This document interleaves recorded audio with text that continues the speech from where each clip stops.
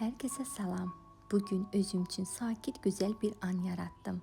Mətbəxdə yayılan qoxular, isti sobanın istiliyi və ürəklə hazırlanan dadlar. Portağal qoxulu keks, yumşaq, isti süd çörəyi və yüngül kəsmikli kökələr. Düşündüm ki, xoşbəxtlik bəzən çox uzaqda deyil. Xoşbəxtlik öz əllərinlə yaratdığın anlarda gizlənir. Səssiz bir mətbəxdə, səni anlayan o tanış qoxularda. Ən gözəl anlar planlanmır.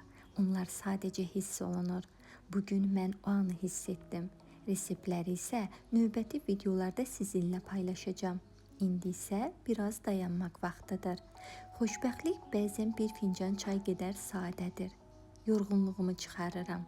Özümə kiçik bir fasilə verirəm və bu gözəl anın dadını çıxarıram. Özünüzə belə anlar yaşatmağı unutmayın. Qoy hər gününüzdə belə kiçik xoşbəxtliklər olsun.